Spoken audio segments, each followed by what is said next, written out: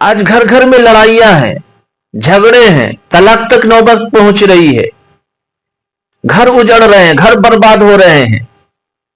اس کی اصل وجہ یہ ہے کہ اسلامی تعلیمات سے ہم کوسوں دور ہوتے چلے جا رہے ہیں، قرآن کے احکامات کو ہم فراموش کر چکے ہیں۔ جان لیجئے اسلام صرف نماز تک محدود نہیں ہے، اسلام صرف روزے تک محدود نہیں ہے، صرف مسجد مدرسے تک محدود نہیں ہے، صرف صدقہ خیرات تک محدود نہیں ہے۔ ہم جس شریعت کے ماننے والے ہیں اس شریعت کی تعلیمات اخلاقیات کے بارے میں بھی ہے، معاشرت کے بارے میں بھی ہے، کاروبار کے بارے میں بھی ہے، صدقہ اور خیرات کے بارے میں بھی ہے، نماز اور روزے کے بارے میں بھی ہے، امن اور بھائی چارے کے بارے میں بھی ہے۔ آئیے ہم آپ کو بتاتے ہیں ناظرین کہ کن وجہ سے رشتے ٹوٹتے ہیں۔ رشتہ ٹوٹنے کا پہلا سبب یہ ہے کہ رشتہ اس وجہ سے ٹوٹتا ہے کہ ہم اپنے حقوق کا تو خیال رکھتے ہیں لیکن دوسرے کے حقوق ماننے کے لیے تیار نہیں ہوتے۔ شوہر اپنے حقوق بیان کرتا ہے، بیوی اپنے حقوق کا مطالبہ کرتی ہے، اولاد اپنے حقوق کا مطالبہ کرتی ہے، ماں باپ اپنے حقوق کا مطالبہ کرتی ہے، یہاں تک کہ بھائی بھی اپنے حقوق کا مطالبہ کرتی ہے اور دوسرے کا حقوق کا خیال نہیں رکھتی۔ اسلام تو سب کے حقوق کا خیال رکھتی ہے۔ اسلام ایثار کا تعلیم دیتا ہے، اسلام ایثار کی تعلیم دیتا ہے۔ ایثار کیا ہے؟ ایثار یہ ہے کہ اپنا حق دبا کر دوسرے کے حق کو پورا کیا جائے، دوسرے کے حق کو پورا کیا جائے۔ ہمارے جماعتی ساتھی جب جماعت میں جاتے ہیں تو جماعت کے اندر بتایا جاتا ہے کہ کھانا 3 قسم کا ہوتا ہے، ایک ظلم کا کھانا ہوتا ہے، دوسرا عدل کا کھانا ہوتا ہے اور تیسرا انصاف کا کھانا ہوتا ہے۔ ظلم کا کھانا کیا ہے؟ ظلم کا کھانا یہ ہے کہ 2 آدمی کھانے کے لیے بیٹھے، پلیٹ میں 2 بوٹی ہے، ایک کو گفتگو میں لگا دے اور دونوں بوٹی خود کھا جائے، یہ ظلم کا کھانا ہوا۔ اور عدل کا کھانا یہ ہے کہ 2 لوگ کھا رہے ہیں، ایک پلیٹ میں 2 بوٹی ہے، ایک بوٹی اپنی طرف کر لے اور دوسرا بوٹی اپنے ساتھی کے لیے کر لے، یہ انصاف کا کھانا ہے۔ اور ایثار کا کھانا یہ ہے کہ 2 بوٹی پلیٹ کے اندر ہے، 2 ساتھی کھا رہے ہیں، دونوں بوٹی اپنے بھائی کی طرف کر دے اور خود شوربے پر اکتفا کر لے۔ نبی اکرم صلی اللہ علیہ وسلم کے جان پر قربان ہو جانا چاہیے۔ آقا علیہ السلام کی 11 بیویاں تھی اور مختلف خاندان اور مختلف قبیلے سے تعلق رکھنے والی تھی۔ آپ کے ہزاروں شاگرد اور صحابہ کرام تھے، آپ کے پاس مساکین اور ضرورت مند بھی آتے تھے۔ اللہ اکبر، اتنی مصروفیات کی باوجود آپ نمازیں بھی پڑھا رہے ہیں، روزے بھی رکھ رہے ہیں، آنے والے غیروں کو اسلام کی دعوت بھی دے رہے ہیں، یتیموں کے سروں پر ہاتھ بھی پھیر رہے ہیں۔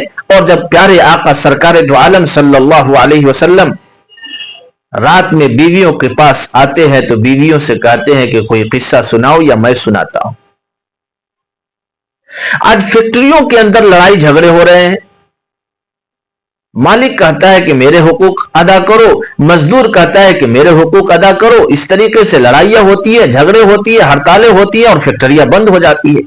تو رشتہ ٹوٹنے کا پہلا سبب یہ ہے کہ ہم اپنے حقوق کا مطالبہ کرتے ہیں، دوسرے کے حقوق ماننے کے لیے تیار نہیں ہیں۔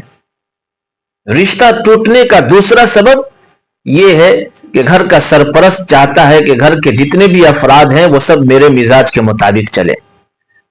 حالانکہ اللہ نے اس کائنات کے اندر رنگا رنگی رکھی ہے، اس کے اندر تنوع ہے، تعدد ہے، اختلاف ہے، سیرت کے اختلاف، صورت کے اختلاف، مزاج کے اختلاف، عادت کے اختلاف، اور پھر انسانوں کے اندر بھی اختلاف ہے، آوازیں مختلف ہیں، عادتیں مختلف ہیں، لہجے مختلف ہیں، کوئی لمبا ہے، کوئی گورا ہے، کوئی ناٹا ہے۔ آپ دنیا کے اندر سب سے مستند جو دستخط ہوتا ہے وہ انگوٹھے کا دستخط ہوتا ہے۔ اس انگوٹھے کے اندر لاکھوں لکیریں موجود ہیں لیکن سب مختلف ہے، کسی کا انگوٹھا کسی سے ملتا نہیں ہے۔ لیکن میرے بھائیو یاد رکھو، اختلاف ہونا یہ کوئی بری چیز نہیں ہے۔ اختلاف تو صحابہ کے درمیان میں بھی تھا، انبیاء کرام علیہ السلام کے مزاج میں بھی تھا۔ حضرت موسیٰ علیہ السلام جلالی تھے، ایک قبطی کو ایک مکہ مارا اور وہیں پر ختم ہو گیا۔ اپنے بھائی کی داڑھی سختی سے پکڑی جس کی وجہ سے ہارون علیہ السلام نے صفائی دی کہ ہم نے قوم کو اللہ کی عبادت کی طرف بلایا لیکن قوم بچڑے کی عبادت میں لگ گئی۔ عیسیٰ علیہ السلام موسیٰ علیہ السلام کے بنسبت جمالی تھے۔ وہ ان کا قول ہے کہ اگر کوئی میرے داہنے گال پر مارتا ہے تو میں بایاں گال بھی بڑھا دوں گا۔ صحابہ کے درمیان بھی اختلاف تھا۔ صحابہ کرام رضوان اللہ علیہم اجمعین میں حضرت ابو بکر صدیق رضی اللہ تعالیٰ عنہ رقیق القلب تھے، نرم مزاج تھے۔ حضرت عمر رضی اللہ تعالیٰ عنہ جلالی تھے۔ جب بدر کے قیدی آپ کے پاس آئے تو حضرت ابو بکر رضی اللہ تعالیٰ عنہ نے مشورہ دیا کہ انہیں آزاد کر دیا جائے، انہیں چھوڑ دیا جائے۔ حضرت عمر رضی اللہ تعالیٰ عنہ نے کہا کہ نہیں، ان کو قتل کر دیا جائے، اور قتل اس طرح کیے جائے کہ آپ اپنے رشتہ دار کو قتل کریں گے اور میں اپنے رشتہ داروں کو قتل کروں گا۔ تو اختلاف کا ایک دوسرا سبب یہ ہے کہ گھر کا جو سرپرست ہے، اور خاص طور سے شوہروں کے اندر یہ بیماری زیادہ پائی جاتی ہے۔ تو جب اللہ رب العزت نے اس کائنات کے اندر اور انسانوں کے اندر اختلاف رکھا ہے، مزاج کا اختلاف، لہجے کا اختلاف، تو پھر ان سب اختلاف کے باوجود یہ سوچنا کہ سب میرے مزاج کے مطابق چلے، یہ اور زیادہ انتشار پیدا کرے گا۔ کوئی بات اگر مزاج کے خلاف آتی ہے تو اس پر صبر کرنے کا حکم دیا گیا ہے، اور صبر کا وعدہ اللہ نے قرآن میں فرمایا، انما یوفی الصابرون اجرہم بغیر حساب، کہ صابرین قیامت کے دن ایک کثیر تعداد میں جنت میں داخل ہوں گے اور ان کے اجر کا پورا پورا بدلہ دیا جائے گا۔ اور رشتہ ٹوٹنے کا ایک تیسرا سبب یہ ہے، رشتہ ٹوٹنا کا جو تیسرا سبب ہے وہ ہے برداشت کا مادہ ختم ہو گیا ہے۔ ہر شخص کے اندر غصہ بھرا ہوا ہے، ہر شخص کے اندر غصہ بھرا ہوا ہے اس زمانے کے اندر، اور چھوٹی سی بات پر برسوں کے تعلقات خراب ہو جاتے ہیں۔ 40 سال 50 سال کے میاں بیوی ہو گئے ہیں اور تھوڑی سی رنجش ہوئی، طلاق کی نوبت آ گئی، بچے جوان ہو گئے ہیں، اب ایسے وقت میں طلاق کی نوبت آ رہی ہے۔ صبر کا مادہ ختم ہو گیا ہے۔ اس پر میں ایک واقعہ پیش کرتا ہوں۔ سورہ مجادلہ کی شان نزول میں علماء نے بیان فرمایا کہ حضرت اوس بن ثابت رضی اللہ تعالیٰ عنہ اور خولہ بنت ثعلبہ رضی اللہ تعالیٰ عنہما کا یہ واقعہ ہے کہ ان کے شوہر نے ان کو یہ کہہ کر کے پکارا کہ تم میری ماں کی طرح ہو۔ اب وہ عورت پریشان ہو گئی، حضور پاک صلی اللہ علیہ وسلم کی خدمت میں حاضر ہوتی ہے، اور کوئی شخص اپنی بیوی کو یا اپنے بہن کو کہہ دے کہ تم میری ماں کی طرح ہے، تو اس وقت کے اعتبار سے حکم یہی تھا کہ وہ عورت طلاق والی ہو گئی، طلاق واقع ہو گئی، شوہر سے جدا ہو گئی، جس کو زہار کہتے ہیں، اور پوری تفصیل سورہ مجادلہ کے اندر 28ویں پارے کے اندر اس کے بارے میں موجود ہے۔